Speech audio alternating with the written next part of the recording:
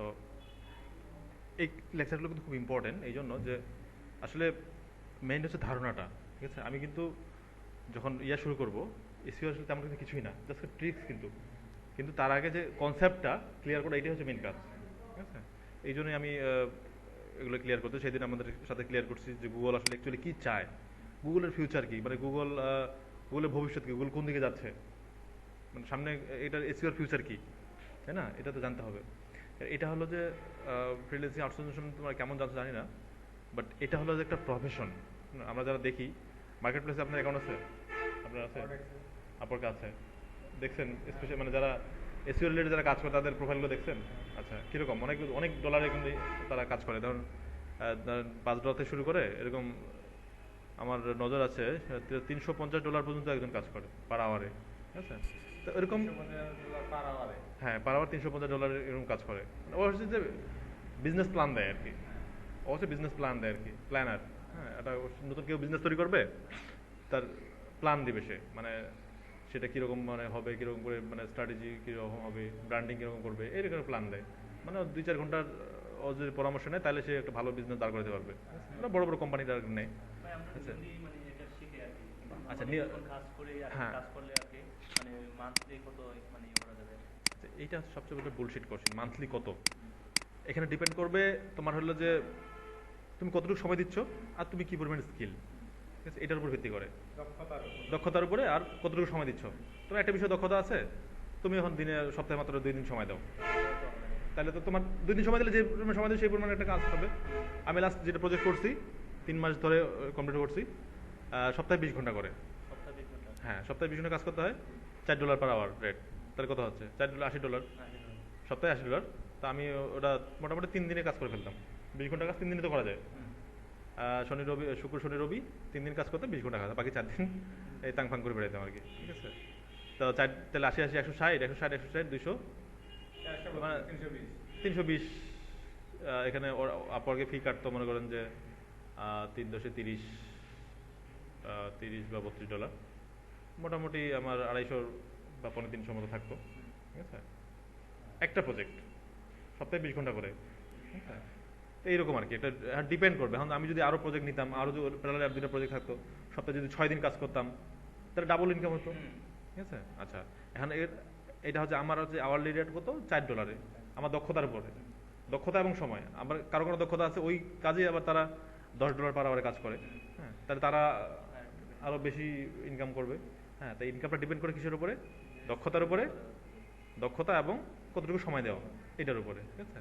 সবাই এখানে এই কোয়েশ্চেনটি করে যে আমার মাসে কত টাকা ইনকাম করতে পারবো, সেটা তো ডিপেন্ড করে, হ্যাঁ, তুমি কতটুকু সময় দিবা আর তোমার দক্ষতা কতটুকু, স্কিলের উপর। আমি 14 সালে, হ্যাঁ, আমি 14 সালে কাজ করছি হচ্ছে $1 পার আওয়ারে, জানো?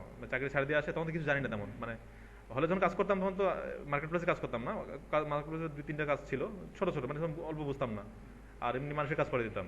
হ্যাঁ, ওরা কাজ নিত, ওদের কাজ করে দিতাম আর শিখতাম। আর মাঝখানে চাকরি চলে গেলাম, এই মাঝেই চাকরি দেওয়ার থেকে সব ভুলে গেছি। 2.5 বছরে এগ্রিকালচারে চাকরি করছি, সব ভুলে গেছি। আসার পরে আবার $1 পার আওয়ার কাজ শুরু করতে আমার পেট চালাতে হবে। তো $1 পার আওয়ার কাজে এইভাবে তো হয় না, এত হার্ড পরিশ্রম করে এত কম টাকা ইনকাম করে তো আমার চলবে না। তখন 15 সালে পুরো সময়টা শেখার জন্য সময় দিয়েছি, শেখা এবং ট্রেনিং দেওয়া।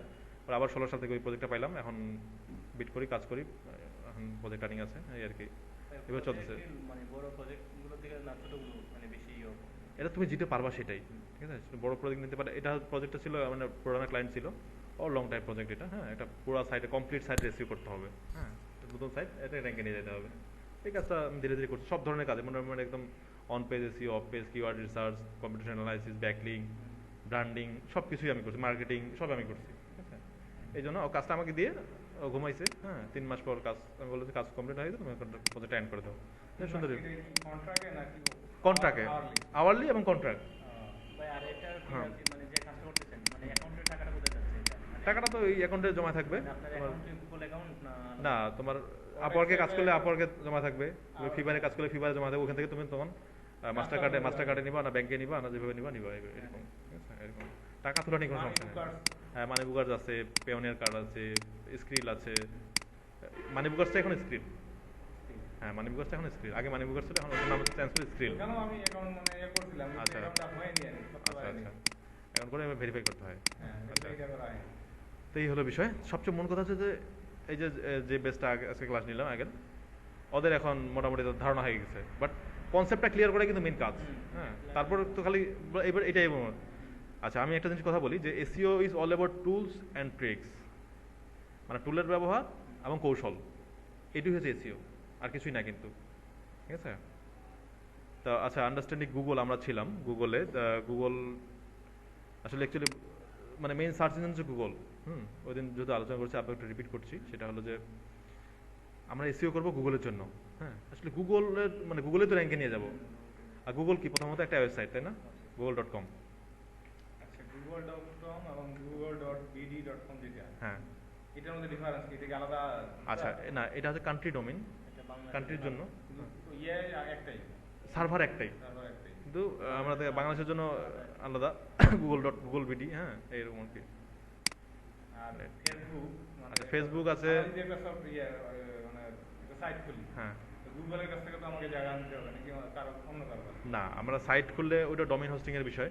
ডোমেইন হোস্টিং কারো কারো কাছে গুগলের কাছ থেকে না, ডোমেইন হোস্টিং, আচ্ছা, ডোমেইন যে প্রোভাইডার আমি বলি সেটা হলো যে ICANN, একটা অর্গানাইজেশন, ইন্টারন্যাশনাল অর্গানাইজেশন। এরা এই ডোমেইন নামটার অথরিটি আর কি, কর্তৃপক্ষ, এরা ডোমেইন নামটা দেয়।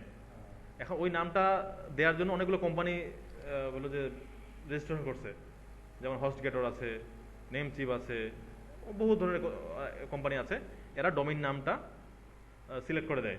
হ্যাঁ, দিয়ে যখন আমরা ডোমেইন কিনতে যাই, ধরেন একটা ডোমেইন $12 স্ট্যান্ডার্ড রেট, $12 বা $10, তার মাঝে কিছু ডলার ওই ধরেন $1 বা $2 ওই ICANN-কে দিতে হয় মেনটেনের জন্য। আর এটা হচ্ছে মান্থলি, সরি ইয়ারলি ফি আর কি, $12 সে ডোমেইনটা কিনে নিতে হয়। আর হোস্টিং ওখানে ওরাই হোস্টিং দেয়। হোস্টিং বলতে কি, আপনার হলো যে আমার পিসিতে একটা ইয়ে আছে না, হার্ড ডিস্ক আছে, এখানে সব তথ্যগুলো আছে।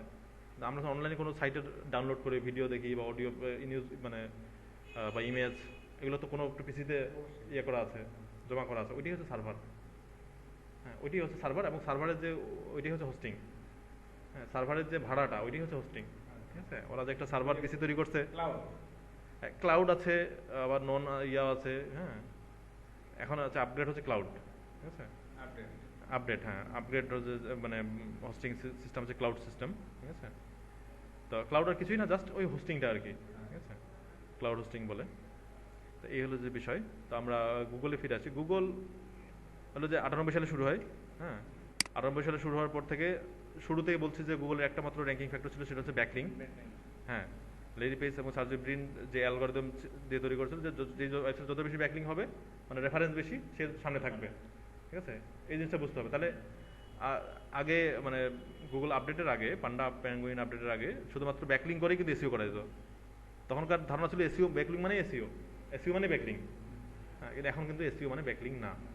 এখন কিন্তু অনেকগুলো বিষয় বিবেচনা করা হয় এটা সাইট র্যাঙ্কিংয়ের জন্য। এমন সাইট দেখবেন যে জিরো ব্যাকলিংকেই সামনে চলে আসছে। হ্যাঁ, কিওয়ার্ড দিয়ে সার্চ দিবেন। হ্যাঁ, মেইন আমাদের টার্গেট হবে কি, কিওয়ার্ড দিয়ে পজিশনে আসা। একটা কিওয়ার্ড বলে এই কিওয়ার্ড দিয়ে, মানে ক্লায়েন্ট যে কাজগুলো দিবে বলবো যে এই কিওয়ার্ড দিয়ে আমার সাইটটাকে সামনে নিয়ে আসতে চাই, আমি প্রথম পেজের 1 নম্বরের পজিশনে চাই। ঠিক আছে? এখন এই 1 নম্বর পজিশনে চাওয়ার জন্য, আসার জন্য যে কাজগুলো করতে হবে সেটাই হচ্ছে এসইও। এখন চেক করতে হবে আবার যে সাইটটার পজিশন কি আছে, এসইও মানে এসইও কি অবস্থায় আছে, এটাকে এসইও অডিট বলে। সাইট আছে, টুল আছে, এগুলো দিয়ে আমরা এসইও অডিট করে নিতে পারবো এই সাইটটার এই অবস্থায় আছে এখন। হ্যাঁ, ডিফিকাল্টি কত, এবং হলো যে কী কী বিষয়ে এসইও রকে আছে, কী কী বিষয় এখন চেক মানে আরও ঠিক করে দিতে হবে। হ্যাঁ, শুধরে দিতে হবে, কী বিষয় ভুল আছে, কি মিসিং আছে, কী বিষয়গুলো, এগুলো অ্যাড করে দিতে হবে। দিলে সাইটটা মোটামুটি একটা র্যাঙ্কে চলে যাবে। ঠিক আছে? আচ্ছা, এটা গেল। আর ওয়েবসাইট তো সম্বন্ধে আমরা জানি। ওয়েবসাইট তো 2 ধরনের, কি কি, মানে স্ট্যাটিক আর ডাইনামিক, জানি তো নাকি? হ্যাঁ, স্ট্যাটিক সাইট হচ্ছে ওই HTML CSS দিয়ে শুধু, আর ডাইনামিক সাইট PHP দিয়ে করা। ঠিক আছে? এগুলো ধারণা থাকতে হবে। ঠিক আছে? আচ্ছা, ডাইনামিক সাইট যদি হয়, হ্যাঁ, ওটাতে আমি কোডিং ছাড়া যে কোনো মনে করেন যে MS ওয়ার্ডের ফাইল অ্যাড করতে পারবো? ডাইনামিক সাইট যদি হয় কোডিং ছাড়াই MS ওয়ার্ড ফাইল, মানে আমার একটা কোনো তথ্য আমি এখন নিজে আমি এখন এটাতে মানে হ্যাঁ সব করা যাবে, কেন করা যাবে না? যাবে, সব করা যাবে। সার্ভারে আপনি সব রাখতে পারবেন। ঠিক আছে? ইমেজ মানে ফাইল কেন, সব ধরনের ভিডিও, অডিও, আপনার ফ্ল্যাশ, যত ধরনের ফাইল আছে আপনি মানে ডাইনামিক সাইটে আমি এটা আপলোড দিতে ডাইনামিক হোক আর মানে আপনার হোক ওই স্ট্যাটিক হোক, সব সাইটেই আপনি রাখতে পারবেন, কোনো সমস্যা নেই। আমি নিজেই আপলোড দিতে পারবো। আপলোড দিতে পারবেন, হ্যাঁ, কোনো সমস্যা নেই, ঠিক আছে, সবই করা যাবে, যায় না এমন কোনো কাজ নেই, সবই হয়। হ্যাঁ, বাট টেকনিকটা জানতে হবে শুধু, আচ্ছা, এই হলো যে বিষয়। কিন্তু এখন নেট ডিস্টার্ব করতেছে কেন?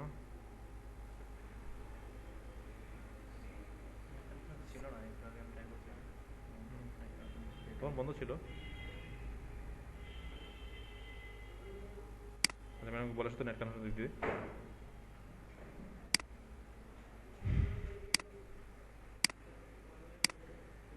আসছে আসছে,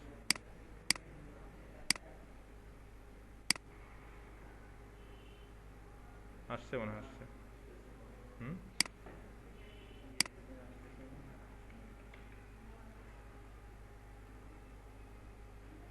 আসছে।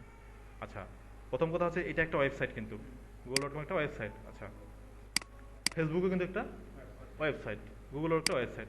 তো গুগলের স্পেশাল একটা নাম আছে, সেটা একটা সার্চ ইঞ্জিন, মানে ওটা সার্চ দিলে সব কিছুই পাওয়া যায় এখানে। আচ্ছা, ফেসবুকেও সার্চ দিলে, ফেসবুকে কিন্তু সার্চ অপশন আছে একটা, ওটা সার্চ দিলে কি পাওয়া যায়? শুধুমাত্র ফেসবুকের যেই যেই রিলেটেড, যে ফেসবুকের সার্ভারে যেগুলো আছে সেগুলো পাওয়া যায়, সব কিছু কিন্তু পাওয়া যায় না। আর গুগলে এভরিথিং, সব কিছু পাওয়া যায়। হ্যাঁ, এটা এমন একটা সমৃদ্ধ সার্চ ইঞ্জিন যেখানে সব কিছুই পাওয়া যায়। হ্যাঁ, তো প্রত্যেকটা সার্চ ইঞ্জিনে কিন্তু একটা ওয়েবসাইট, তারপরে তাদের ডাটাবেজ আছে। তো আপনি গুগলে সার্চ দিলে সব কিছু পাবেন, এই জন্য যে গুগলের ডাটাবেজ খুব সমৃদ্ধ, গুগলের অ্যালগোরিদম সিস্টেম খুব উন্নত, এবং গুগল সবচেয়ে আপডেট, হ্যাঁ, একদম লেটেস্ট। তাহলে এই জন্য গুগলে সব কিছু পাওয়া যায়। আর গুগলের মানে ডাটাবেজে আনলিমিটেড ডাটাবেজ, মানে এবং ওদের ডাটা সার্ভারের মানে পরিমাণ অনেক বেশি, হ্যাঁ, তথ্যের পরিমাণও বেশি, এই জন্য যা কিছু সার্চ দিলে গুগলে পাওয়া যায়। গুগলটা কি আসলে অ্যাপলের? না, গুগল আলাদা একটা কোম্পানি, অ্যাপল আলাদা একটা কোম্পানি। গুগল আর ফেসবুক, ফেসবুক আলাদা একটা, তাড়াতাড়ি লড নেয়, গুগল প্লাস তো তাড়াতাড়ি লড নেয় না। হ্যাঁ, গুগল প্লাস লড নেয় না। আচ্ছা, কেন? এটা হলো যে ফেসবুক হচ্ছে একটা জেনারেল সোশ্যাল মিডিয়া সাইট, হ্যাঁ, এবং ফেসবুকের স্ট্র্যাটেজি হচ্ছে যে যত দ্রুত সম্ভব সবার কাছে ইন্টারনেট ছড়িয়ে দেওয়া, এবং কম ইন্টারনেটও ফেসবুক ব্যবহার করা যায়। আর গুগল প্লাস একটা সোশ্যাল মিডিয়া সাইট, বাট ওইটা হচ্ছে যে স্পেশালাইজড, মেইন স্ট্রিম না, কিন্তু Google Plus mainstream social media site না, ওটা স্পেশালাইজড একটা সোশ্যাল মিডিয়া সাইট, ঠিক আছে। এই জন্য আর গুগল প্লাসের কারণ হচ্ছে ছবিগুলো যে ভারী ভারী, ছবিগুলো লোড নিতে সময় লাগে অনেক বেশি। গুগল প্লাসের ছবিগুলো খুব কিন্তু কিন্তু ইমেজগুলো অনেক বড় বড়, খুব সুন্দর সুন্দর। আর ফেসবুকে দেখা যায় যে ছবি প্রথমে ঝাপসা আসে, তারপর ক্লিয়ার হয়। আর জিরো ফেসবুক ছাড়া কিন্তু ছবি আসে না। মানে ফেসবুক এমন একটা বিষয় যে একদম জিরো থেকে শুরু করে সবার জন্য ইউজ করতে পারবে। যার জিরো নেট ও চালাতে পারবে, যার 100 নেট 100 MB ও চালাতে পারবে, এরকম আর কি। আপনার যে 100 MB নেট থাকে ঘেরাঘেরাই খেলে লোড হবে, আপনার ফিডগুলো নামবে। আপনি নেট না থাকে তো ওই ফিড নামবেই না, হ্যাঁ, এই আর কি বিষয়। তো গুগল গেল, ওটা একটা সার্চ ইঞ্জিন, হ্যাঁ, ওটা আমরা বুঝে নিলাম। তাতে কিছু অ্যালগরিদম ফ্যাক্টর আছে, র্যাঙ্কিং ফ্যাক্টর, হ্যাঁ, ওগুলো আমরা প্রয়োজনে ধীরে ধীরে পড়বো। তো আমাদের এই কোর্সটা হলো যে 2 পার্টে ভাগ করানো, অন পেজ আর অফ পেজ। তো আমরা প্রথমে অন পেজটা ক্লিয়ার হয়ে নিব, ঠিক আছে। অন পেজের কী কী বিষয়ে ডিপেন্ড করে একটা ওয়েবসাইটের জন্য, এসইওর জন্য, হ্যাঁ। আচ্ছা, তার আগে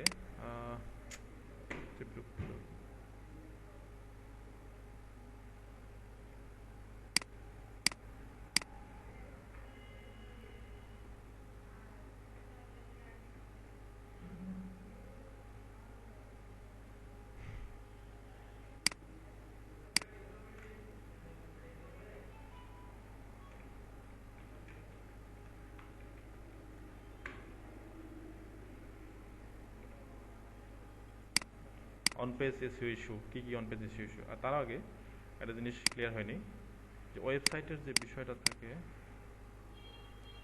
আলফাটেক ওয়াল, এটা একটা ওয়েবসাইট, হ্যাঁ। এখানে গেলে টাইটেল দেখাচ্ছে না, এটাই কিন্তু ওয়েবসাইট টাইটেল। প্রত্যেকটা ওয়েবসাইটে আপনি কার্সর নিয়ে যাবেন, এখানে কিন্তু টাইটেল দেখাবে, ওইটাই কিন্তু ওয়েবসাইটের টাইটেল বা ওই পেজের টাইটেল, ঠিক আছে।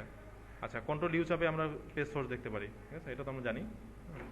এই যে টাইটেলটা, best website designing company in USA, আপনি এখানে যাবেন, best website designing company in USA, ঠিক আছে, টাইটেল মিলে গেছে। আচ্ছা, আবার মেটা ডিসক্রিপশন নামে একটা ডিসক্রিপশন আছে।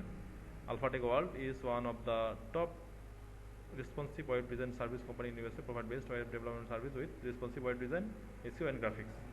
এটা হচ্ছে যে মেটা ডিসক্রিপশন বলে এটাকে। আচ্ছা, তাহলে এখানে দেখেন কিছু রেজাল্ট আসছে, এইটা হচ্ছে ওয়েবসাইট টাইটেলটা, এই যে এই নীল রেখাটা, এটা হচ্ছে যে টাইটেলটা। আচ্ছা, এটাতেই যাই তাহলে, ওটা তো গেলাম না, এই যে এখানে। হ্যাঁ, তাহলে দ্য মোস্ট 5 কমন টাইটেল মিল আছে, the 5 most common on page SEO issue and how to fix them, Raven blog. আচ্ছা, আর মেটা ডিসক্রিপশন কি আছে, এইটুকু meta description. We the released our 2015 study মুক্তমুখ এগুলি। আচ্ছা, এটা আমি দেখি তাহলে পেজ সোর্সে ডিসক্রিপশন কি আছে। আচ্ছা, we meta description, we recently realised, কোথায় গেল, উই দেন একটু মিল আছে অবশ্য। We recently realise that we has access to মুক্ত মুক্ত মুক্ত মুক্ত মুক্ত, ওটা মোটামুটি এখানে একটা আসছে আর কি। ঠিক আছে, এটাই কিন্তু ওই ডিসক্রিপশনটাই এটা। হ্যাঁ, এটা হোম পেজের ডিসক্রিপশন। ও সরি, এটা হচ্ছে হোম পেজের ডিসক্রিপশন, এই পেজের ডিসক্রিপশন আর কি।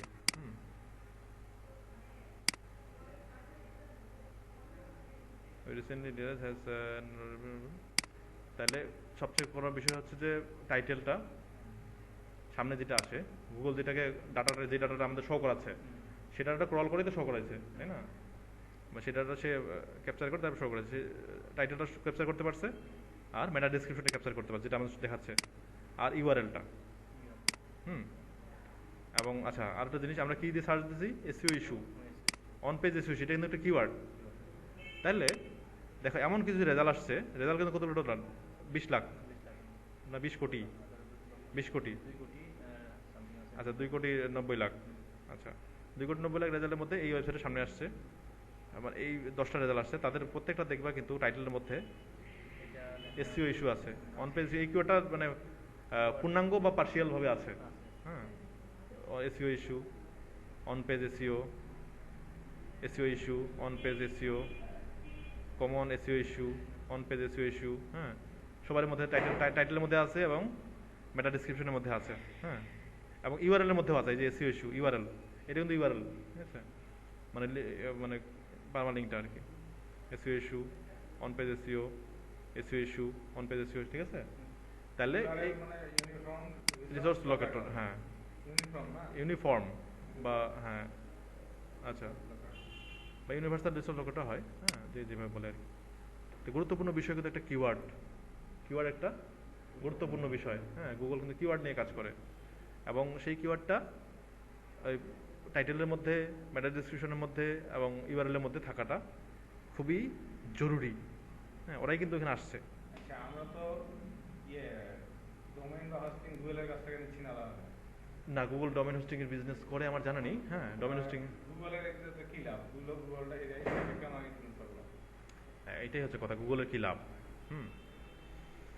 গুগলের লাভ হলো যে গুগল, আচ্ছা গুগলের মানে লক্ষ্য উদ্দেশ্য হলো যে বিজনেস তো আছেই, কিন্তু ওরা বাইরে যেটা বলে সেটা হলো যে ওয়ার্ল্ডের ইনফরমেশনগুলোকে অর্গানাইজ করে ইউনিভার্সালি অ্যাক্সেসিবল করা। মানে ওয়ার্ল্ডের যত ইনফরমেশন সবগুলোকে অর্গানাইজ করলো, একসাথে সমন্বিত করলো, করে সবার জন্য গ্রহণযোগ্যতা মানে প্রবেশ অধিকার দিল। হ্যাঁ, গুগলে কিন্তু সব কিছুই পাওয়া যায় খুঁজলে। এইটা হচ্ছে গুগলের মানে স্লোগান। আচ্ছা, আর তাদের বিজনেসটা কি আসলে, তাদের মানে আয়ের উৎসটা কি? তাদের আয়ের উৎসটা হচ্ছে যে ওই অ্যাডগুলো থাকে, অ্যাডভার্টাইজমেন্ট থাকে। আমি ওই দিন দেখাইছি না যে এই যে এইটা, এই যে অ্যাড, এখানে গুগলকে অ্যাড দেওয়া হয়েছে, মানে এই যে গুগল.com, ও নিজেও অ্যাড দিচ্ছে, আবার গুগলে অ্যাড দিচ্ছে। হ্যাঁ, কিছু কিছু অন্য ওয়েবসাইটে অ্যাড দেয়। আচ্ছা, এখানে এসইও বলছে যে পেইড এসইও, আর হলো যে ফ্রি এসইও। আমরা হচ্ছে অর্গানিক এসইও করি, ফ্রি এসইও করি, আর এটা হচ্ছে পেইড এসইও, টাকা দিয়ে সামনে আসছে। আর আমরা এই ওয়েবসাইট আসছে একদম মানে অর্গানিক ভাবে, ন্যাচারাল ভাবে, ন্যাচারাল এসইও করে। এটা থেকে গুগলের কি লাভ? হ্যাঁ, এটা থাকে গুগলের কি লাভ? গুগলের তো এটা হচ্ছে যে গুগলের একটা বিজনেস। আচ্ছা, বিজনেসের জন্য সে আগে ইউজারকে খুশি করবে, ঠিক আছে, ইউজারকে খুশি করবে, তারপর সে বিজনেস করবে, আগে বিজনেস করবে না। আচ্ছা, এখানে গুগলের ইনকামটা কোথেকে আসে? এখান থেকে একটা গুগলের ইনকাম আসবে, মানে এখানে যদি আরো, আচ্ছা এটা বুঝলেন, এটা একটা ইনকাম। এটা হলো যে অ্যাডওয়ার্ডস বলে, গুগল অ্যাডওয়ার্ডস এর পেইড এসইও। আচ্ছা, আরেকটা আছে অ্যাডসেন্স, একটা বিষয় থাকে, নাম শুনছেন অ্যাডসেন্স? হ্যাঁ, নাম শুনছেন? বিভিন্ন পত্র পত্রিকাগুলোতে আমরা দেখি না, ধরেন প্রথম আলোয় যাই, প্রথম আলো বা নয়া দিগন্ত,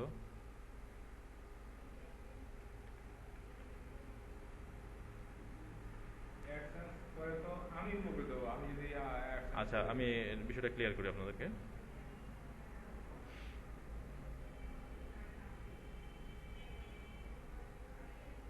অ্যাডসেন্সের অ্যাড দেখছেন তো, মানে সাইটগুলোতে মাঝে মাঝে অ্যাড দেখে না, অ্যাড বাই গুগল লেখা থাকে না, ওইগুলো হচ্ছে অ্যাডসেন্সের অ্যাড। অ্যাডসেন্সে গুগলের একটা টুল বা একটা সার্ভিস, হ্যাঁ, বা একটা সেকশন, যেটা ওটা হচ্ছে অ্যাড ম্যানেজার। আচ্ছা, আমরা পত্রপত্রিকা অ্যাড দেখি না, পত্রপত্রিকা অ্যাড দেখি, তো অ্যাডগুলো কোথায় দিতে হয়? পত্রিকা অফিসে যোগাযোগ করতে হয়। তারপরে তারা বলে যে আমাদের পার কলামে এত ইঞ্চি দিলে এত হাজার টাকা, ফার্স্ট পেজে এত বেশি, সেকেন্ড পেজে বা লাস্ট পেজে হলে কম, ঠিক আছে। গুগল অ্যাডসেন্স যে গুগলের অ্যাড ম্যানেজার। আচ্ছা, এখন ধরুন আমরা যে অ্যাডগুলো দেখি, ধরেন গ্রামীণ ফোনের অ্যাড দেখি, দিগন্তর, রবির অ্যাড দেখি, বা বড় বড় কোম্পানির অ্যাড দেখি, ওরা কি করে, গ্রামীণ ফোন মনে করো যে গুগলকে টাকা দিল, বলবো যে তুমি অ্যাডটা শো করাও বিভিন্ন জায়গায়। আচ্ছা, এবার আমি এই ধরো নয়াদিগন্তের মালিক, আমি গুগলের থেকে অ্যাডসেন্সের অ্যাকাউন্ট খুললাম। অ্যাডসেন্স অ্যাকাউন্ট খুললে গুগল আমার এখানে অ্যাড শো করাবে, একটা কোড দিবে, কোডটা এখানে পেস্ট করে দিলে ভিতরে বাইরে থেকে অ্যাডটা শো করাবে। আচ্ছা, অ্যাড ব্লক দেওয়া আছে, অ্যাড ব্লক দেওয়া আছে, তাহলে অ্যাডসেন্স শো করে না। এবার শো করাবে আসলে।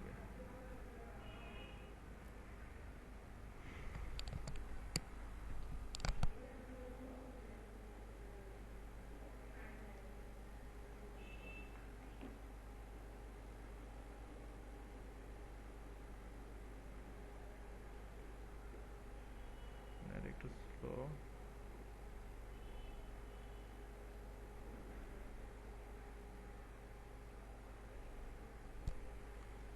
আচ্ছা আচ্ছা, তাহলে অ্যাডে ক্লিক করলে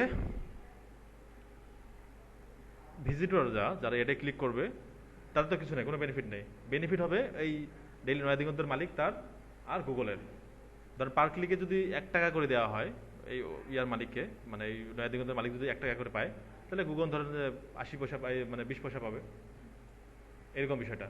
ও যে একটা ম্যানেজ করতেছে এই জন্য ও একটা কমিশন নেবে, আর বাকি পয়সাটা ওই যার ওয়েবসাইট থেকে দেখানো হচ্ছে সেই তাকে দিবে। হ্যাঁ, এটাই হচ্ছে যে AdSense.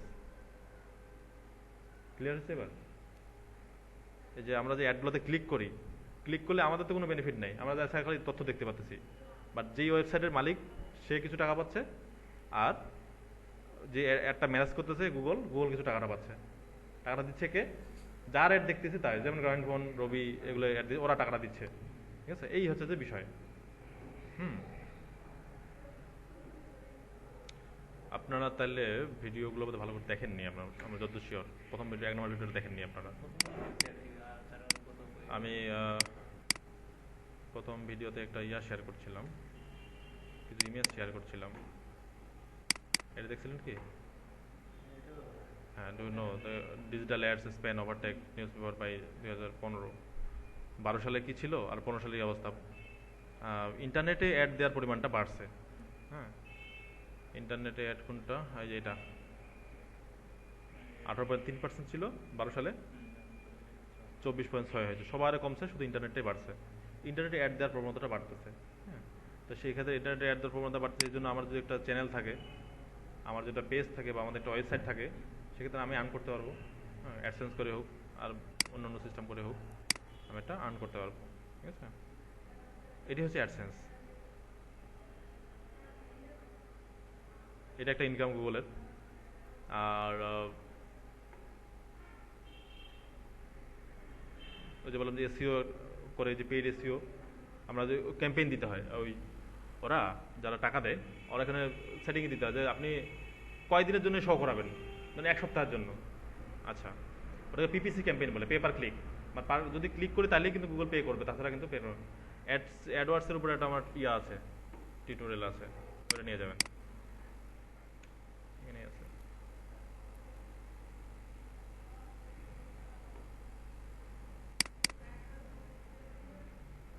Introduction class on AdWords for beginner. হ্যাঁ, এই ক্লাসটা নিলে খুব ক্লিয়ার হবে ধারণাটা, ঠিক আছে।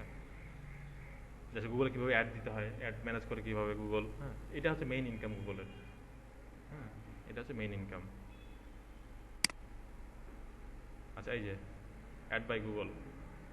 হ্যাঁ, এটা গুগল অ্যাড দিছে, মানে গুগল কোডটা এখানে বসে দিলে এখানে অ্যাড শো করে বাংলা লিঙ্ক। এখানে যদি আমরা ক্লিক করি, এখন ক্লিক করলে ধরেন যে পার ক্লিকে এখন যত বাজেট দেওয়া আছে, 1 সেন্ট 2 সেন্ট 10 সেন্ট $1 $2, হ্যাঁ $10 পর্যন্ত আছে $10 পর্যন্ত পার ক্লিকে। ওটা ডিপেন্ড, ওটা ইয়ার উপর ডিপেন্ড করে, কিওয়ার্ডের উপর ডিপেন্ড করে আর অ্যাডের উপর ডিপেন্ড করে, ঠিক আছে। তো এগুলো মনে করেন যে আমি এখানে গেলাম, হ্যাঁ এখন ধরেন $1 পাইলো আপনার দিগন্ত, তার মধ্যে 20 সেন্ট পাইলো হচ্ছে গুগল, 20 সেন্ট বা 30 সেন্ট, মানে একটা কমিশন আর কি পাইলো, ঠিক আছে। এই হলো যে অ্যাডসেন্স, ঠিক আছে। আর টাকাটা দিল কে? যদি সমৃদ্ধ সাইট হয় তাহলে হ্যাঁ, অ্যাডসেন্সের ভালো কিছু আর্ন, প্রচুর আর্ন করা যায়, মানুষ তো কোটি কোটি টাকা ইনকাম হচ্ছে অ্যাডসেন্সে। ওরকম একটা ভালো সাইট তৈরি করতে হবে, যেগুলো সাথে ভিজিটর আসবে, আসে এটা ক্লিক করবে, এরকম। আপনাদের ডেইলি যদি 2000 ভিজিটর হয়, 200 ক্লিক পাবেনি, হ্যাঁ এইরকম বিষয় আর কি।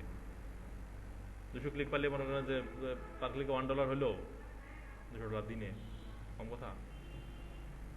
এরকম ভিজিটর নিয়ে আসতে হবে আর কি, ঠিক আছে। এই যে রেডিও মুন্না পেজ দেখছেন না, লাখ লাখ ফলোয়ার, এমন একটা ভাইরাল পোস্ট মারে, ওই ওয়েবসাইটে ঢুকে আপনি মনে হয় যে দেখবেন তো এরকম লাখ লাখ প্রতিদিন ভিজিটর যাচ্ছে, লাখ লাখ ভিজিটর গেলে হাজার হাজার ক্লিক মারবে না, হাজার হাজার ক্লিক মারবে, তার আপনার $1000 দিনে, ঠিক আছে। এরকম দিনে $100 অ্যাডের পিছনে ব্যয় করলো।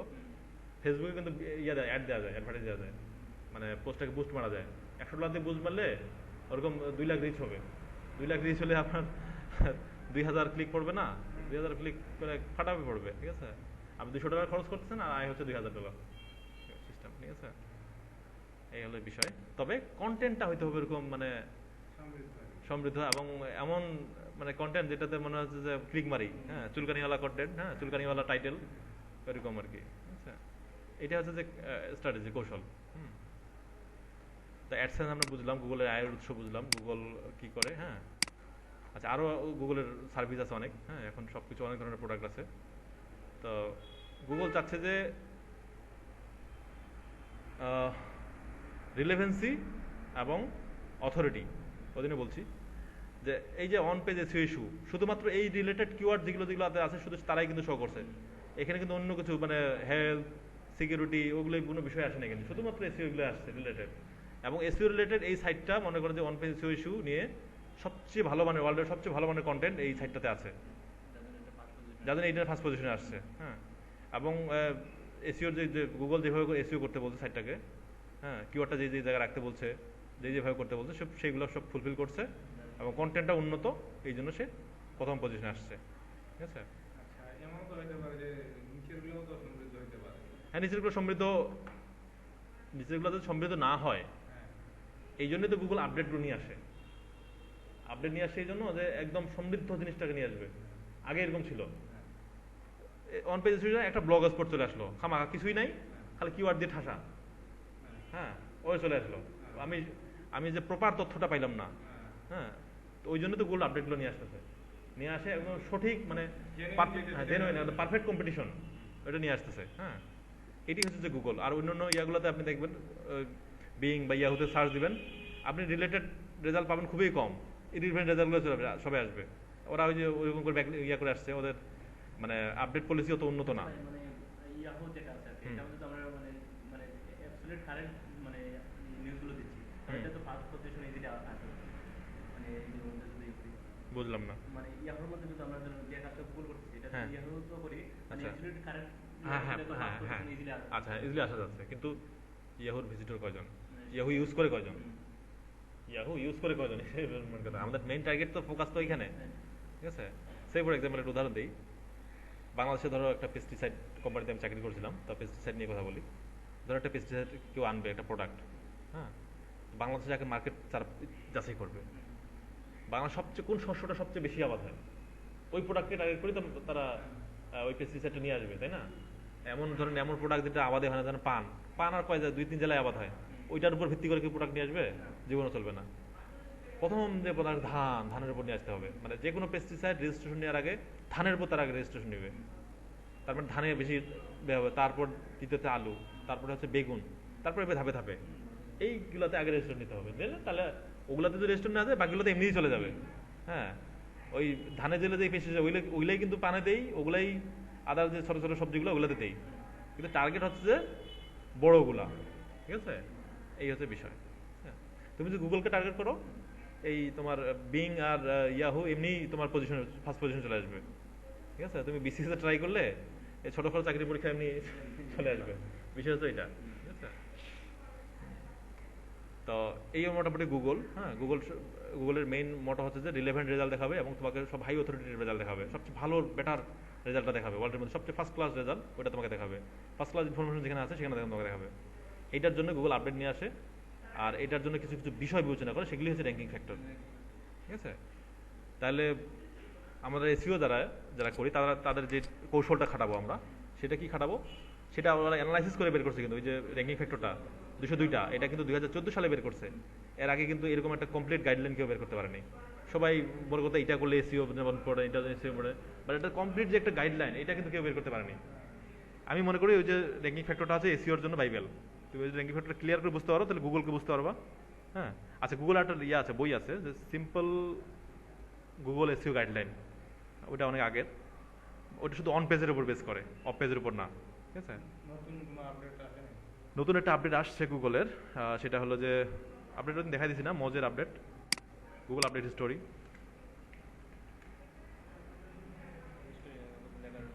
ওই দেখা দিয়েছিলাম। হ্যাঁ, এখানে লেটেস্ট কি আপডেটটা আসছে এখানে দেখা যাবে।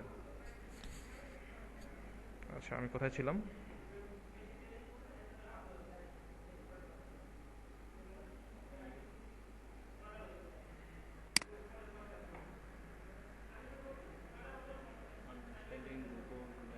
আচ্ছা, হ্যাঁ, সিম্পল এসইও গাইডলাইন নামে একটা গুগলে বই আছে, ওটা শুধু অন পেজের উপরে কিছু কিছু বিষয় সে ডিপেন্ড, মানে বলছে যে সাইটটা যেন খুব সুন্দর হয়, লোডিং নিতে যদি সময় কম লাগে। হ্যাঁ, মানে জাস্ট গুগলের কথা হচ্ছে ইউজার ফ্রেন্ডলি, যত ইউজার ফ্রেন্ডলি হয়।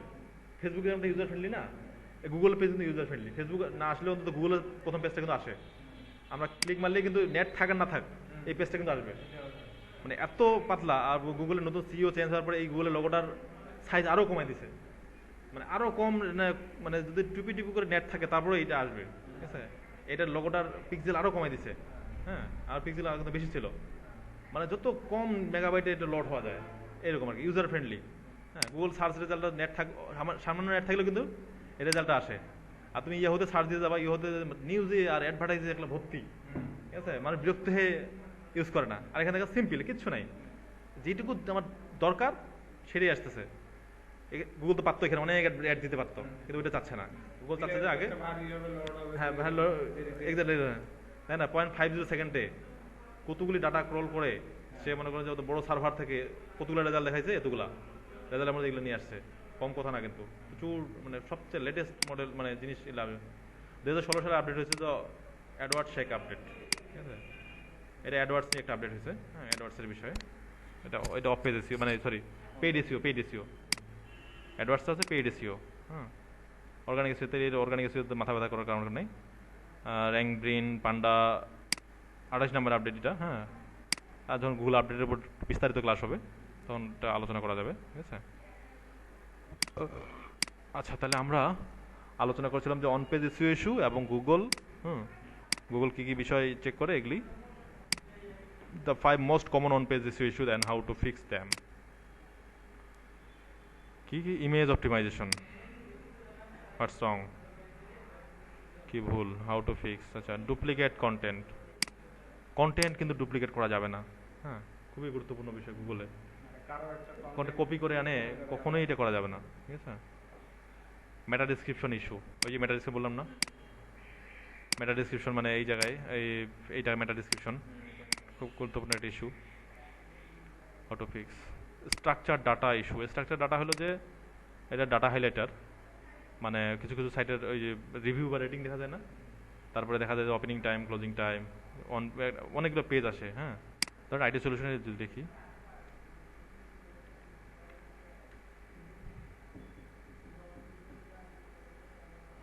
এই যে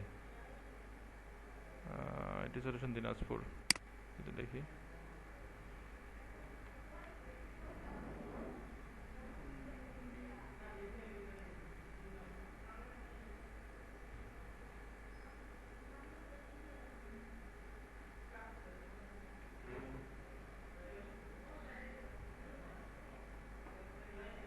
এটা মজার বিষয় হলো যে আপনি গুগলে সার্চ দিয়ে google.com-এ সার্চ দিয়ে এক ধরনের রেজাল্ট আসবে, আবার google.com.bd সার্চ দিয়ে কিন্তু আরেক ধরনের রেজাল্ট আসবে। এটা একটা বিষয় আছে, লোকাল একটা প্রভাব আছে। সেটা হচ্ছে বাংলাদেশের যেটা আছে সেটা হ্যাঁ, বাংলাদেশের যদি আইডি সলিউশন তারা আসবে, আগে কিন্তু আমি google.com শুধু আইডি সলিউশন দিয়ে সার্চ দিই, তাহলে কিন্তু অন্য একটা আসছিল, আইডি সলিউশন দিনাজপুর দিয়ে তারপরে স্পেসিফিক আসছে। আবার আমি যদি google.com.bd দিয়ে সার্চ দিই,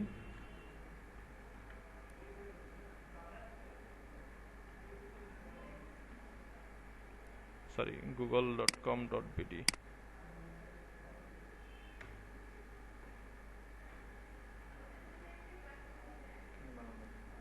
গুগল বাংলাদেশ আইটি সলিউশন দিলে কিন্তু দিনাজপুর চলে আসবে।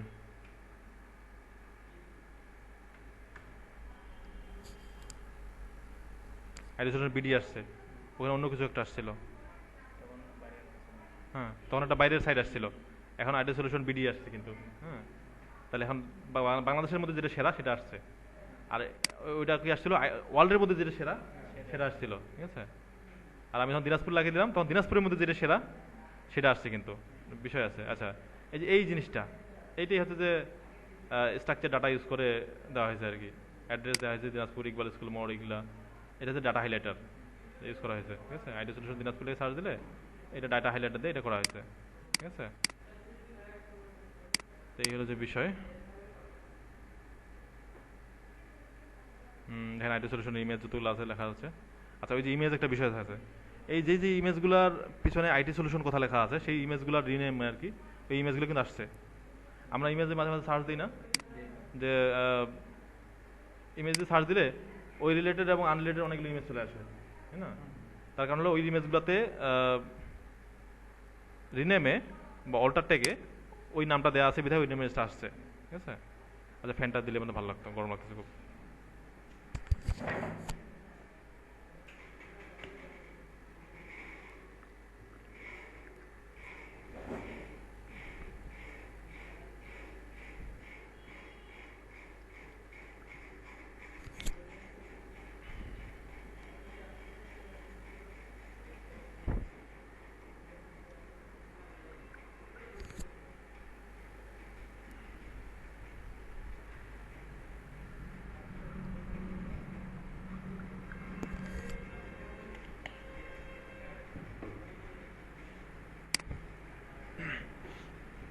আচ্ছা, তো এখন আসি ইয়াতে, আপনার হলো যে এই মোটামুটি বুঝলাম যে গুগল যে কীভাবে কাজ করে। হ্যাঁ, তার একটা অ্যালগরিদম আছে, আমাদের তার একটা আপডেট আছে। আমরা যদি এসইওর ক্ষেত্রে এসইওতে যদি আপডেট থাকতে চাই ফিউচারে, তাহলে অবশ্যই গুগল আপডেটগুলো পড়ে নিতে হবে। কারণ গুগল সামনে কি, যদি আমরা এই আপডেটগুলো পড়ে ফেলতে পারি বা আপডেটগুলো ধারণা থাকে, তাহলে গুগল সামনে কি আপডেট নিয়ে আসে সেটা আমরা বুঝতে পারবো, বলতে পারবো।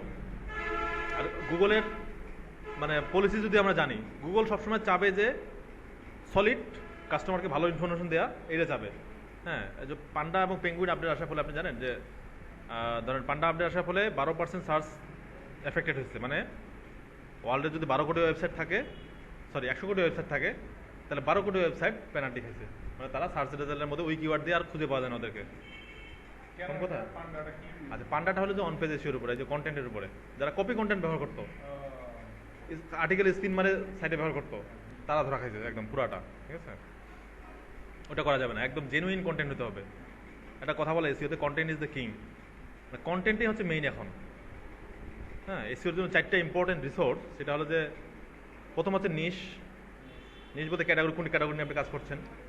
হ্যাঁ, আপনি ধরেন একটা ক্যাটাগরি নিয়ে কাজ করছেন, হেলথ ক্যাটাগরি নিয়ে কাজ করছেন, সবাই হেলথ ক্যাটাগরি নিয়ে কাজ করছে, তাহলে তো ওইখানে কম্পিটিশন অনেক বেশি হয়ে যাবে, আপনি এখানে কাজ করতে পারবেন না। যে ক্যাটাগরির কম্পিটিশন, যে ক্যাটাগরি মানুষ খুব কাজ করে না, তাহলে ওই ক্যাটাগরিতে যদি আপনি একটা সাইট অপটিমাইজ করেন, সাইট অপটিমাইজ করলে ওই কিওয়ার্ড দিলে আপনার সাইটটা সামনে থাকতেছে। হ্যাঁ, আর যেখানে কম্পিটিশন বেশি সেখানে তো আপনি আগে দিতে পারবেন না, কারণ ওরা আগে থেকে অনেক অনেক কিছু করে ফেলছে। আচ্ছা, ক্যাটাগরি 2 নম্বর। আচ্ছা, নিশ বা ক্যাটাগরি 2 নম্বর হচ্ছে কিওয়ার্ড। কিওয়ার্ড চুজ করা সবচেয়ে বেশি একটা মানে গুরুত্বপূর্ণ কাজ। হ্যাঁ, কিওয়ার্ড যদি আপনি চুজ করেন, কিওয়ার্ডটা কী জিনিস, কিওয়ার্ডটা যে একটা গুগল কিন্তু ডাটা রাখে দেয়। আমরা এটা সার্চ দিলাম না, গুগল রাখে দিছে। আর গুগল কিওয়ার্ড টুলের যা দেখবো যে এটা সার্চ ভলিউম মাসে কয়জন সার্চ দিলে আমরা দেখতে পাবো। হ্যাঁ, তাহলে সার্চ ভলিউম আছে মানে ওই কিওয়ার্ড দিয়ে গুগল লোকজন সার্চ দেয়। এরকম কিওয়ার্ড বাছাই করা এবং ওই কিওয়ার্ডের কম্পিটিশন কম, এরকম কিওয়ার্ড বাছাই করা হচ্ছে একটা কৌশল। এটা কিওয়ার্ড রিসার্চে আমরা ডিটেল বুঝে যাবো। আচ্ছা, কিওয়ার্ড রিসার্চ গেল। তারপরে এবার আসে কন্টেন্ট। আমার ওয়েবসাইটে যে কন্টেন্টগুলো আমরা দিব, কন্টেন্ট বলতে কি, আপনার টেক্সট, ইমেজ, ভিডিও আর যত ডকুমেন্ট সবগুলো কিন্তু আমার কন্টেন্ট। কন্টেন্ট হয়তো ইউনিক এবং মূল পেজটা টোটাল গোটা ওয়েবসাইটে যত টেক্সট আছে, গোটা ওয়েবসাইটের টেক্সট, ইমেজ, আপনার ভিডিও, অডিও, যত ফাইল সবগুলো হতে হবে ইউনিক। আপনি কারো কাছ থেকে কপি করে নিয়ে আপনার এখানে বসাতে পারবেন না, মানে এটা কপিরাইট আইন ধরে ফেলবে গুগল, ঠিক আছে? এটা খুবই রেস্ট্রিক্টেড। হ্যাঁ, কপিরাইট আইনটা গুগলের কাছে খুবই রেস্ট্রিক্টেড। মানে কোনো একটা ভিডিও আপলোড করতে হলে একটা নিউ লাগবে তো।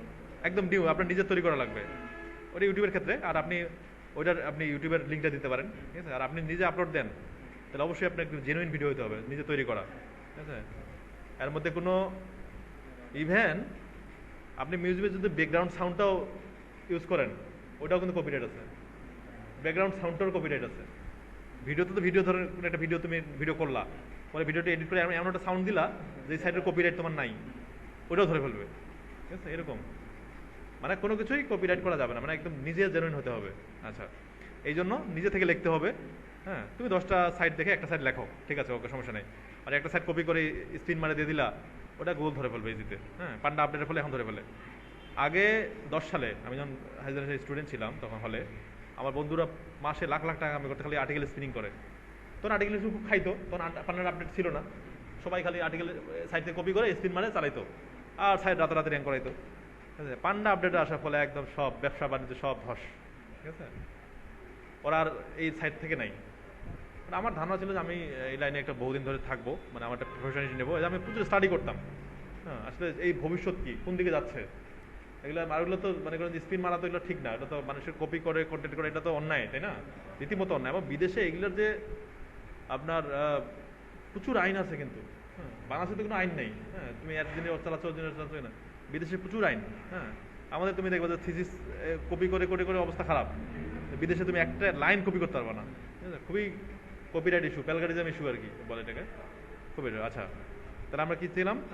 নিশ, কিওয়ার্ড, কন্টেন্ট গেল। 4 নম্বরে যেটা রিসোর্স সেটা হচ্ছে ব্যাকলিং। ব্যাকলিং নেওয়াটা খুবই টাফ এখনকার দিনে। আগে তো যে কোনো সাইটে ব্যাকলিং নেওয়া যেত। তুমি বহুত সাইট আছে যেগুলোতে খালি মানে কমেন্ট করলেই ব্যাকলিং পেয়ে যাবা, যেমন নিউজ পেপার সাইটগুলো কমেন্ট করলে তোমাকে কমেন্টে অ্যাপ্রুভ করে দিবে, ব্যাকলিং পেয়ে গেলাম। কিন্তু ব্যাকলিংটা হতে হবে রিলেভেন্ট ব্যাকলিং হতে হবে। তুমি আইডিয়া সলিউশনে ব্যাকলিং করছো, আইডিয়া সলিউশন একটা ট্রেনিং সেন্টার, এরকম ট্রেনিং সেন্টার যেগুলো আছে সেইগুলো সাইট থেকে ব্যাকলিং তোমার নিতে হবে। হ্যাঁ, তাহলে ঘটনা কি দাঁড়াইলো?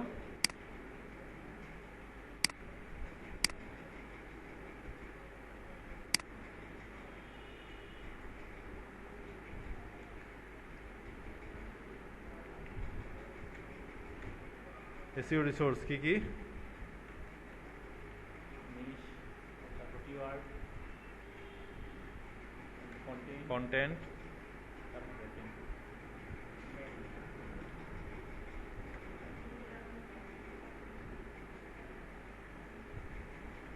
এই 4টা হচ্ছে রিসোর্স। হ্যাঁ, এই 4টাই মেইনলি আর্ন করতে হবে, ঠিক আছে? প্রথম আগে নিশ সিলেক্ট করতে হবে যে এই নিশটা নিয়ে আমি কাজ করবো। হ্যাঁ, এই নিশটা নিয়ে আমি সাইট বানাবো, সাইট নিয়ে মনিটাইজ করবো, করে মার্কেটিং করবো, এসইও করবো, এটা একটা বিষয়। হোক সেটা আপনার কোম্পানি, যদি ক্লায়েন্টের কোম্পানিও হয়, ওই কোম্পানি রিলেটেড অনেকগুলো কিওয়ার্ড অলরেডি অপটিমাইজ করা আছে, তাও কিন্তু আপনার টাইম লাগবে। তখন এই জিনিসটা বাড়াইতে হবে, ওই কম কম্পিটিটিভ কিওয়ার্ড বাছাই করে করে ভালো কন্টেন্ট দিতে হবে, ভালো ব্যাকলিং করতে হবে, তারপর আপনি আগাইতে পারবেন। আচ্ছা, আপনার কিওয়ার্ড মার্কেট যে দুর্বল, যে নিশটা হলো যে স্ট্রং, মানে তারপর কন্টেন্ট ভালো, ব্যাকলিং ভালো, হ্যাঁ, সবগুলোই ভালো হতে হবে কিন্তু। এবং এমন না যে মানে একটা দুর্বল হলে বাকিগুলা সবল হলে কিন্তু আগে নেওয়া যাবে, ঠিক আছে? তো 4টাই ভালো হলে সবচেয়ে ভালো, হ্যাঁ, এরকম। আগে কি হতো, শুধু ব্যাকলিং দিয়ে সবাই আগে যাইতো, ঠিক আছে? অনেক ব্লাগার টেকনিক ওরা ইউজ করতো, মানে গুগল যেটাকে ধরে ফেলছে অসৎ উপায়, ওইটাই হচ্ছে ব্লাগার টেকনিক। অসৎ উপায় করে সাইট র্যাঙ্কে নিয়ে যাওয়া, ওটাই ব্লাগার টেকনিক। ওটাই যে কোনো সময় গুগল আপডেট নিয়ে আসে ওটাকে ব্যান করে দিছে, ঠিক আছে? সুতরাং অসৎ উপায় আমাদের জানবো যে এইগুলো অসৎ উপায়, বা ওগুলো কখনোই করবো না। কারণ আমাদের তো একটা ইনভেস্টমেন্ট, একটা ওয়েবসাইট, প্রচুর টাকা খরচ, এসইও করতেছি, সব মিলে যদি আমি একবার যদি গুগলে ব্যান খাই তাহলে আমাদের পুরো ব্যবসা ধ্বংস, হ্যাঁ, রাতারাতি একদম জিরো, ঠিক আছে? তো মোটামুটি এগুলি হচ্ছে যে বোঝার বিষয়। হ্যাঁ, সামনের দিনে আমরা যেটা আলোচনা করব, কোর্স আউটলাইন,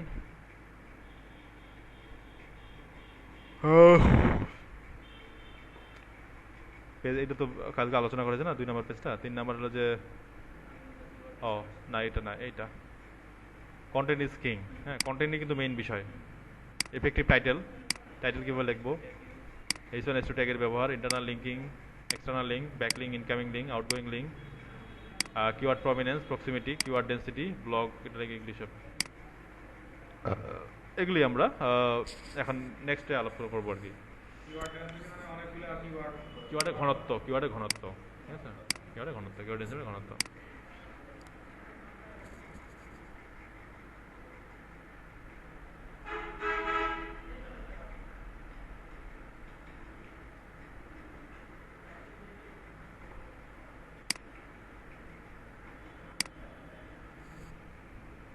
আচ্ছা, আমাদের ক্লাসটা 10 নম্বর ক্লাস পর্যন্ত হলো যে অন পেজের ক্লাস, 10 নম্বর ক্লাস। আর 11 নম্বর ক্লাস থেকে আমরা অফ পেজ, ঠিক আছে, 11 নম্বর ক্লাস থেকে অফ পেজ শুরু করবো। তার 10 নম্বর ক্লাসটা আগে এগুলো করবো। এর মধ্যে যেগুলো বিষয় আমাদের জানতে হবে, গুগলের একটা বিষয় আছে যে গুগল আসলে কীভাবে এই ডাটাগুলোকে ইয়া করে, অর্গানাইজ করে। গুগলের একটা সফটওয়্যার আছে, সেটা হচ্ছে রোবট বা গুগল বোট বা গুগল ক্রলার বা গুগল স্পাইডার। এই সফটওয়্যারটা দিয়ে নতুন একটা ওয়েবসাইট হলো, এটাকে সে ইয়াতে নিয়ে যায়, মানে তার ইন্ডেক্সে নিয়ে নেয়। আচ্ছা, আমি তো প্রথমে বললাম যে এই গুগলে যেগুলো মানে রেজাল্ট আছে শুধু সেগুলোই দেখানো যাবে, তাই না? তাহলে গুগলের ইন্ডেক্সিং সিস্টেমটা অনেক উন্নত, মানে গুগলের তালিকাটা অনেক বড়, যা কিছু খোঁজ দিলে এগুলো সবই পাওয়া যায়। অন্য অন্য ওয়েবসাইটে কিন্তু এগুলো পাওয়া যাবে না। আচ্ছা, গুগল তালিকাভুক্ত করে কীভাবে? এগুলো সফটওয়্যার দিয়ে। নতুন একটা ওয়েবসাইট আসলো, কিছুদিন পরে দেখেন ওইটা গুগলে পাওয়া গেছে। আগে কি হতো? আগে তো পুরো ইউআরএলটা দিতে হতো। ধরেন আমি ধরেন IT solution.www.IT solution লিখে তারপরে আসতো। বাট এখন IT solution দিনাজপুর লিখে দিলেই কিন্তু চলে আসে, .com কিছুই দেওয়া লাগে না, ডাব্লিউ দেওয়া লাগে না। তার মানে কি সেটাকে ইন্ডেক্স করে নিচ্ছে তার ফাইলের মধ্যে। হ্যাঁ, আমরা গুগলে সার্চ দিলে পাচ্ছি। এই বিষয়গুলো করে একটা সফটওয়্যারের মাধ্যমে, সেটা হচ্ছে গুগল বোট বা গুগল রোবট। হ্যাঁ, এটার জন্য একটা রোবট। এটা আসাতে বেশি দিন হয়। কোনটা? মানে যে কোনো একটা কিওয়ার্ড দিলে কাছাকাছি হলে মানে চলে আসতেছে আর কি। এটা প্রথম থেকে আসতো, প্রথম থেকে আসতো। যেমন এই আগে ইউআরএলটা গোটা লিখে দিতে হতো। হ্যাঁ, এটা কতদিন আগে? এটা হলো যে গুগল আসার আগে, গুগল বা ইয়াহু আসার আগে। ধরেন ইন্টারনেট চালু হচ্ছে 80 সালে, আর গুগল চালু হচ্ছে 98 সালে, ঠিক আছে, তখন। আর আচ্ছা, এটা একটা বিষয়। আর একটা বিষয় হলো যে এটা হচ্ছে যে ক্রম ব্রাউজার, এটা গুগলের ব্রাউজার, এটা পুরো গুগলের জন্য অপটিমাইজ করা। এখানে সার্চ দিলেও আর এখানে সার্চ দিলে একই কথা। কিন্তু উইন্ডোজ এক্সপ্লোরারে কিন্তু আবার ওই গুগল সাপোর্ট করতো না। আমরা যে উইন্ডোজ এক্সপ্লোরার ব্যবহার করতাম, গুগল সাপোর্ট করতো, ওখানে আবার ডাইরেক্ট ইউআরএলটা বসে দিতে হতো, নাহলে কিন্তু আসতো না। উইন্ডোজ এক্সপ্লোরারে ডিফল্টভাবে বিং সার্চ ইঞ্জিনটা ডিফল্ট দেওয়া ছিল। বিংয়ে তো হ্যাঁ বিং হ্যাঁ, ওটা মাইক্রোসফটের সার্চ ইঞ্জিন। তো বিংয়ে তো এত ওদের ডাটাবেস তো উন্নত না, সার্চ দিলে রেজাল্ট পাওয়া যেত না, ঠিক আছে। আর গুগল তো এমন উন্নত যে সব কিছু গুগলের, এটা এবং ব্রাউজারটাও গুগলের, ঠিক আছে। এই জন্য হলো যে আমরা যে কোনো কিছু সার্চ দিলেই এটা পেয়ে যাই। সেটা আপনি সার্চ বক্সে দেন আর ইউআরএল এর জায়গায় সার্চ দিয়ে দেন, কিওয়ার্ড দিয়ে সার্চ দিলেই হবে সব জায়গায়, ডাইরেক্ট লেখার দরকার নাই, ঠিক আছে। এই হলো যে বিষয়। তো রোবোটিক্স নিয়ে একটা স্পেশাল ক্লাস হবে। রোবোটিক্স কি জিনিস ওটা আমরা বুঝবো। হ্যাঁ, আমি যদি চাই যে আমার সাইটটা সার্চ ইঞ্জিন ক্রল না করে, সেটা ওই রোবোটিক্সের মাধ্যমে বলে দিতে পারবো, ঠিক আছে। রোবোটিক্সের মধ্যে সাইট ম্যাপ বুঝতে হবে। তারপরে হলো যে অ্যাঙ্কর টেক্সট ওই দিন বুঝছি, তাই না? অ্যাঙ্কর টেক্সট ব্যাকলিঙ্ক বুঝছি। আচ্ছা, 3 নম্বর ক্লাসে বলি কন্টেন্ট কিং বুঝলাম। ইফেক্টিভ টাইটেল কেমনে হবে? টাইটেলটা সবসময় ইউনিক হতে হবে। টাইটেল সবসময় ইউনিক, মানে কারোর সাথে টাইটেল মেলা যাবে না কিন্তু। প্রত্যেকটা টাইটেল কিন্তু এখানে আলাদা আলাদা। কথা আচ্ছা, দেখবে এখানে প্রত্যেকটা টাইটেল কিন্তু আলাদা আলাদা। হ্যাঁ, আইটি সলিউশন দিনাজপুর, ফেসবুক, অমুক তমুক, যেখানে যেখানে আইটি সলিউশন লেখা আছে সেগুলো চলে আসছে। হ্যাঁ, আচ্ছা, H1 H2 ট্যাগের ইউজ, এটা মূলত আর্টিকেলের ভিতরে ব্যবহার করা হয়। হ্যাঁ, কন্টেন্টের ভিতরে, এটা আমরা পরে জানবো। ইন্টারনাল লিঙ্ক, ইন্টারনাল লিঙ্ক কি জিনিস? ইন্টারনাল লিঙ্ক হলো যে ওয়েবসাইটের একটা পেজ থেকে একটা পেজের লিঙ্ক, মানে নিচে লেখা থাকে এটা থেকে। না না, নিচে লেখা থাকে না। ধরুন আমি ওয়েব পজিটিভিটিতে যাই, হ্যাঁ, ব্যাকলিংকের মতোই। ইন্টারনাল লিঙ্ক এটা ব্যাকলিংক হিসেবে কাজ করে। এই ওয়েবসাইটের মধ্যে আরেকটা ওয়েবসাইটের লিংক দিতে আছে এরকম। ওটা না, বলতেছি কারণ যে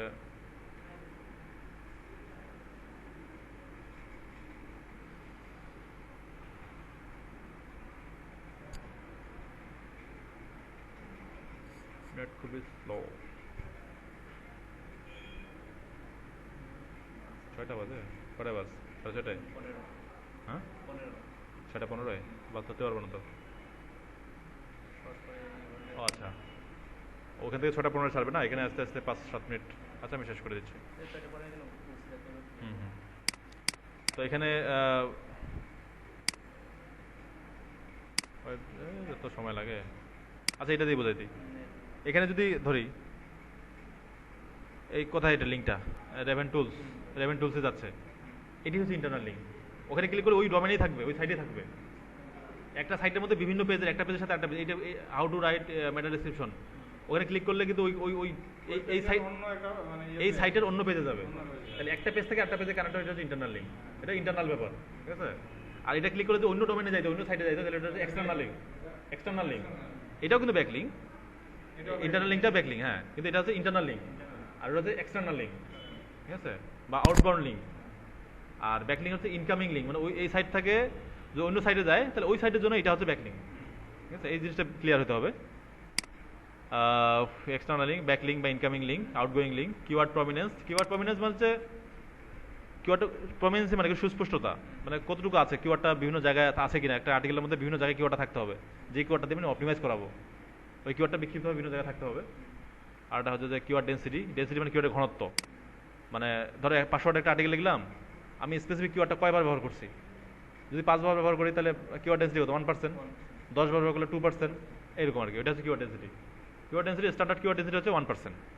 এটা হচ্ছে স্ট্যান্ডার্ড, মানে গুগল পছন্দ করে। আগে কিন্তু 3%, 5% কিন্তু কিওয়ার্ড ইউজ করা হতো, মানে এখন কমাই দিচ্ছে গুগল। মিনিমাম 0.8% আর ম্যাক্সিমাম 1 বা 1.2%, এর ভিতরে থাকতে হবে। মানে 500 ওয়ার্ডের আর্টিকেল হলে আমার ফোকাস কিওয়ার্ডটা 5 বার বা 6 বার সর্বোচ্চ থাকতে পারে। হ্যাঁ, এই মূলত হচ্ছে বিষয়। আর bold, italic and other tag use, ওটা আমরা কিওয়ার্ডের মধ্যে যে এখানে ট্যাগ ইউজ করছে না, যে বোল্ড ইউজ করছে, আবার কোথাও ইটালিক বাঁকা করে, ঠিক আছে, এগুলো বিভিন্ন ট্যাগ ইউজ করা হয় আর কি। আচ্ছা, এগুলো কিন্তু হেডলাইন, এগুলো কিন্তু হেডলাইন, হেডিং 2, ঠিক আছে। এগুলো হচ্ছে হেডলাইন, এটা টাইটেল, আর এগুলো হচ্ছে হেডলাইন। হেডলাইন ইউজ করতে হবে, ঠিক আছে। এগুলো হচ্ছে যে এসইওর বিষয় আর কি। তো আজকে এই পর্যন্তই, ঠিক আছে।